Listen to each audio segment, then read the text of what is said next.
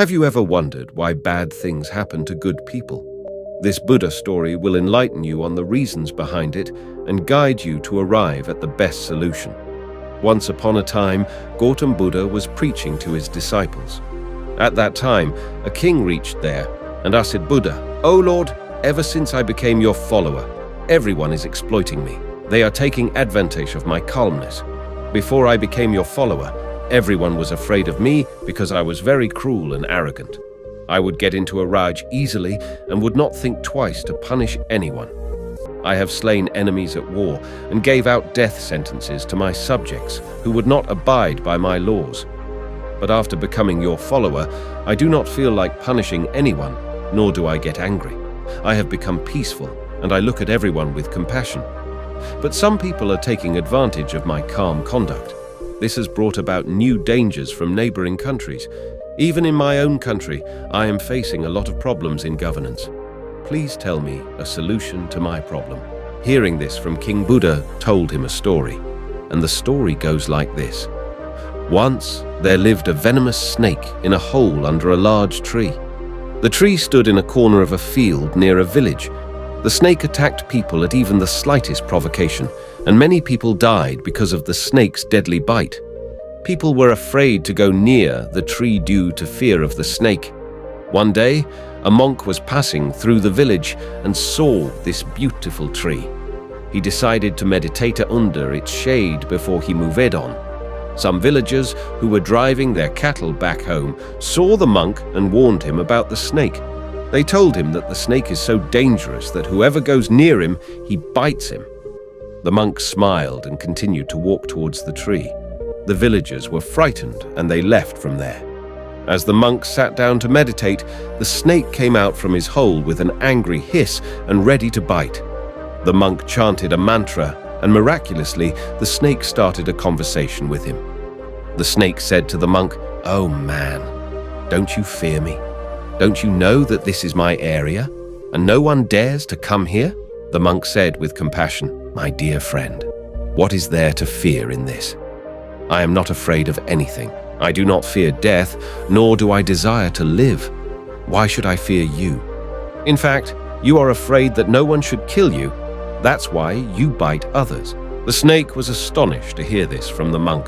Till now, he had met only such people who tried to kill him or ran away in fear of him. But he had never met a person who would not fear him. Hearing this, the snake said, "O Lord, you are right. Whatever I have done till today, I have done to save my life. If I don't do this, people would kill me." The monk said, "You are right, but my dear friend, remember one thing. Life will end one day. Therefore, it is not appropriate to kill others to save it. Give up this attachment to your life and be filled with love for others." After saying this, the monk left from there. The snake was influenced by the words of the monk, and he decided that from today onwards, he will not bite anyone. He gave up his angry nature and stopped biting others. But the result of it was that when people saw that the snake had stopped biting others, now they started taking advantage of this. Those who used to fear him and run away from him now started catching him. People would tease him, scratch him, and harm him. Now the snake was always wounded and hurt. He was very sad, having the hardest time of his life. One day, that monk once again came to that village and sat under the same tree. Just then, he saw that snake. He was very surprised to see him in such a pathetic state. He asked him, "Oh, my friend, how did you get in such a pathetic condition? Who has injured you?" The snake replied, "Oh, Blessed One, you told me to give up my angry nature and not to bite others. Ever since I left my violent nature and adopted peace, the people have started misbehaving with me. No one is afraid of me. People come, hurt me, and leave me in a miserable condition. Life has become very difficult for me." Hearing this from the snake, the monk said, "My dear friend, it seems that you have misinterpreted my sermon.